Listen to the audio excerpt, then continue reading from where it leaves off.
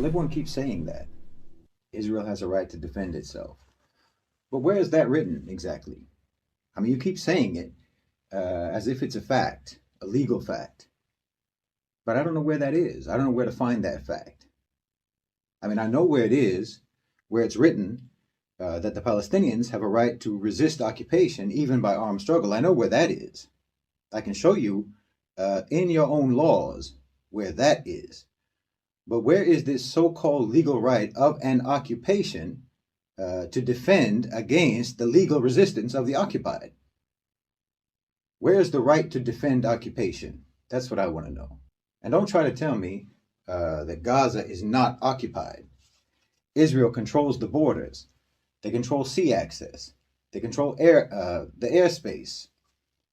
They decide how much food they can even have, how much water, whether they can have fuel, whether or not they can even turn the lights on in their own homes. Israel decides all of that. They decide whether or not they have internet access. I don't know how much more occupied you can be. It's as occupied as a concentration camp. Even when Israel tries to claim that it has the right to do what they're doing in Gaza, they cite the rules around non-international conflicts, meaning they do not consider Gaza to be a separate independent territory. It's occupied territory, and they know it. And even the arguments that they use to claim that it isn't occupied territory prove that it is. So again, where is this right to defend occupation against the resistance that is legally approved by international law? Why, the moment you call resistance against occupation terrorism, and you say that occupiers have a right to defend their occupation against resistance, you are declaring yourself to be lawless. You are completely contradicting international law, your law, the law that you claim to be supreme in the world, and you declare your right to be lawless. Israel is an outlaw country, and the United States is an outlaw country. You can't talk about the rule of law unless you mean the law of the jungle. The West can't talk about the rule of law unless they mean the law of the jungle. And in that, at least they are consistent. The U.S. is consistent in its contempt for international law. Its belief in the law of the jungle is completely consistent. And there are too many examples to list. But just look at what happened just the other day. They carried out missile strikes in Syria against Iranian forces that are in Syria. Well, Iranian forces have the permission of the government to be in Syria. The Syrian government, the government in Syria that is acknowledged and recognized as the government according to international law. They have permission to be there. The United States forces don't have permission to be there. They are there illegally, according to your law. So any force that's in Syria who has the right to be in Syria also has the right to resist and to fight against the American forces who are not allowed to be there, and that's the law.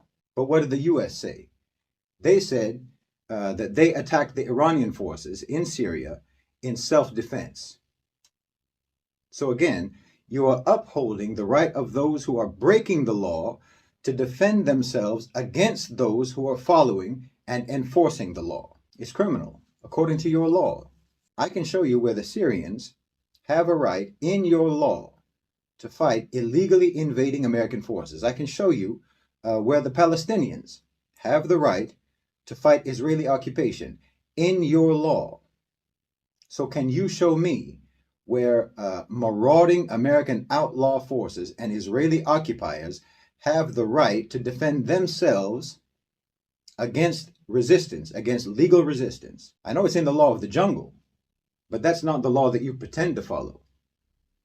Every time you preach about the rule of law, you're not talking about the rule of the law of the jungle. Well, the White House put out a statement yesterday that said that as far as they were concerned, Israel should have no red line, no accountability. That Israel has the right to total impunity and unaccountability, according to the White House. That's what you said. That's explicit rejection of international law. That's explicit rejection of the concept of the rule of law. Because like I've always said, you don't actually believe in any of the things that you claim to believe in. You believe in power and you believe in brutality, and you always have. Israel bombed that hospital, and we all know it. And if you were somehow in doubt about it, well, they bombed another one last night, and they've done it before. This isn't something that's new. You know, you've got American warships over there now, and you better be careful because they might just bomb one of your own ships just to blame it on Hamas. Because, yes, that's also something that they've done before. And if you don't know, look it up. The USS Liberty. Everyone in the world knows that the Israelis do not follow any rules of war. And we all know that the United States doesn't follow any rules of war either. Well, I don't think there's a torturer in the world who didn't learn it from you, who didn't learn it from the appropriately named School of the Americas. Look that up too if you don't know. America and its allies have a long and blood-soaked history. The United States and Europe have been like ships sailing on a sea of blood, the blood of Africa, the blood of Latin America, the blood of the Middle East, and the blood of Asia. And you even had us in the bottom of that ship rowing like galley slaves. Oh, you're nothing but pirates. Like I've said, nothing makes that clearer today than your behavior towards Gaza, your stance on Palestine. Well, I don't think that there's been a genocide that you didn't support, from Congo to California, from the Philippines to Palestine. You know, you didn't even fight the Nazis to stop the Holocaust. That was just your retroactive rationale. It wasn't the millions of Jews. It was 2,000 Marines at Pearl Harbor that got you into the war. At Pearl Harbor, a military base on yet another territory colonized by the United States. And in response to that, you carpet bombed civilians in Germany. You murdered 80,000 innocent people in an instant in Hiroshima, and another 40,000 at Nagasaki in an instant, all in so-called self-defense. Oh, you make up the rules as you go. You always have. And then even then, the rules that you make up on the fly, you still don't even follow those. That's because you are violent. You are violent and you believe in violence. What was that Netanyahu said? We're the people of the light, bombing women and babies, hospitals, churches, dropping white phosphorus on people to burn their skin off, blowing up entire city blocks of innocent civilians. That's the people of the light. You think that your violence is sacred. You think it's holy, sanctified atrocities. The more wanton, the more savage, the more beautiful and inspiring it is to you, because you think that the more violent you are and the more you're able to get away with that violence, the more it means that you're justified, the more it means that you are superior. And the superior always have the right to do whatever they want, don't they? No matter how sadistic it is, no matter how sadistic and how evil it is, if you can get away with it, if you can get away with being sadistic and evil, then you think it's proof of your superiority. And anyone who opposes you or expects you to follow any kind of rules is committing the ultimate crime of questioning your superiority. You're the people of the light, after all. And anyone who expects you to act like a normal, decent, law-abiding human being, they must be people of the darkness. And when you say Israel has the right to defend itself, what you're really saying is they have the right to defend their supremacy, and no one has the right to challenge it. That's what you're really saying. That's what you really mean. If you wonder why Hamas did what they did, why everything that happened since October 7th should tell you why. Because the Zionists, now I won't say the Jews, and I won't even say the Israelis, but the Zionists are fanatic, psychopathic, sadistic, racist, bloodthirsty, unholy monsters. And the Armageddon cult of the right-wing Christian Zionists are just the same. And it's a disgrace upon humanity for them to not be confronted and resisted.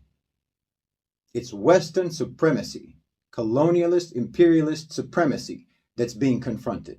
That's what's being confronted in Gaza. It's Western colonialist, imperialist supremacy that's committing genocide in Gaza right now. Everyone in the world is against you. Everyone in the global south. Gaza is a microcosm of centuries of anti-colonialist struggle. The entire global south, the BRICS nations, all called for a ceasefire. The whole global south is undertaking frantic diplomacy, trying to bring peace and an end to the carnage in Gaza. And who's against that? The West, as always. America tells everyone, don't escalate. Meanwhile, they're sending warships and they're sending special forces to Israel. They say, don't escalate, while they are escalating. I'm telling you, this is a showdown now. It's a showdown. Not between Hamas and the Israelis, not between Palestine and Israel, not between the Arabs and the Jews or the Muslims and the Jews. It's a showdown between savage Western supremacy and the civilized world, because you wanted to pivot to the global South. You wanted to transition the global economy, but you're sick. You're power mad. You can't stand for anyone to be genuinely free from your control. Just like, you so-called abolished slavery in America, but you still wanted to be able to put black toddlers on leashes and send them into swamps to attract alligators for you to hunt. Never mind if those babies got devoured in the process. Yes, you did that. And you're exactly the same right now today. Anyone's freedom anywhere is a threat to your supremacy everywhere. You reserve the right to be brutal and vicious as a God-given entitlement. It's a truth that you hold to be self-evident. Every generation in the West always says that they're different. They always say that they've changed, that they're not like their forefathers. But they do all the same things all over again every time. There's no change. They've never changed. Maybe you're a Westerner now, and you're horrified by the things that your society did in the past. But you're doing the same things now and it doesn't horrify you. You can see all those old pictures of people having picnics with their families in the American South, having sandwiches under the swinging bodies of black people who they just lynched. Maybe you see those pictures, this generation, you see those pictures and you're bewildered at how human beings could be so brutal. But right now, tonight, you're sitting in front of the television watching CNN and eating pizza, watching a genocide take place in Gaza. Well, you're no better than the generations before you. You're just the same. And your great-grandchildren are going to look back on your support for Israel just the same way that you look back on pictures of lynchings and those postcards of black babies being eaten by alligators in front of tourists. And they'll disavow you and your whole generation as evil and inhuman, just like you disavow those evil and inhuman generations before you. But just like you, they will only be disavowing the previous evil to obscure the evil that they will be doing in their generation, because you never change. But by that time, insha'Allah bi'idhnillah, your great-grandchildren's generation won't have any power.